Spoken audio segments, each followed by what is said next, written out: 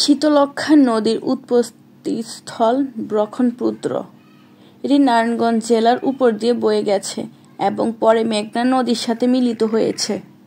এই নদীটির নামের পেছনে অনেক ইতিহাস রয়েছে।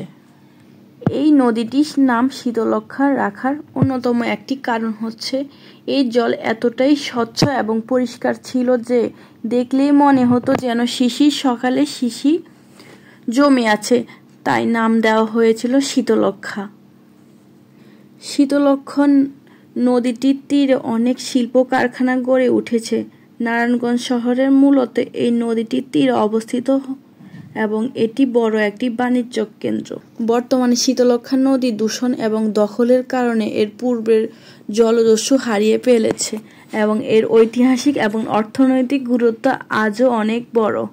এই নদীটি শুধু বাংলাদেশের ইতিহাস ও ঐতিহাসিক একটি অংশ নয়, এটি স্থায়ী মানুষের জীবনযাত্রা এবং গভীরভাবে জড়িত।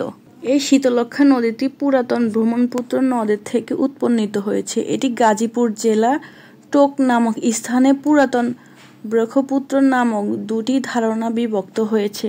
এটি ধারার নাম ধরা হয়েছে পশ্চিম ও দক্ষিণ দিকে প্রবাহিত হয়ে লাকপুর নামক স্থানে শীতলক্ষ্যা নামক ধারণ করে। পরে বৃহত্তর ঢাকা জেলা পূর্ব আশ থেকে প্রবাহিত হয়। এটি কলাগাছিয়ার সাথে ধলেশ্বরী নদীর পতিত হয়। নদীটির মোট দৈর্ঘ্য 110 কিলোমিটার নারায়ণগঞ্জের কাছে এবং প্রস্থ 300 মিটার পর্যন্ত দেখা যায়। তবে উপরের দিকে এটি আস্তে আস্তে কমে গিয়ে প্রায় 100 মিটার পর্যন্ত পৌঁছে গিয়েছে। এই নদীটি নব্য এবং সারা বছরের নৌ চলাচল উপযোগী। শীতলক্ষ্যা নদীর ভাঙন এবং প্রবাহ তুলনামূলক কম। এই নদীটির পানির স্বচ্ছতা এবং শীতলক্ষ্যা নদীটির জন্যই একটি শিল্প কারখানা এবং বর্তমান শিল্প কারখানা এবং আবাসিক এলাকার বর্জ্য ময়লা আবর্জনা সরাসরি নদীর ফেলার কারণে এই পানি দূষিত হয়ে গেছে। শীতলক্ষ্যা নদীর তীরে অনেক ঐতিহাসিক ঘটনা ঘটেছে।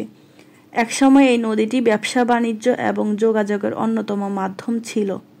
বর্তমানে নদীটি তার ঐতিহাসিক গুরুত্ব হারালেও তার বসবাসকারী মানুষের জীবন এখনও গুরুত্বপূর্ণ ভূমিকা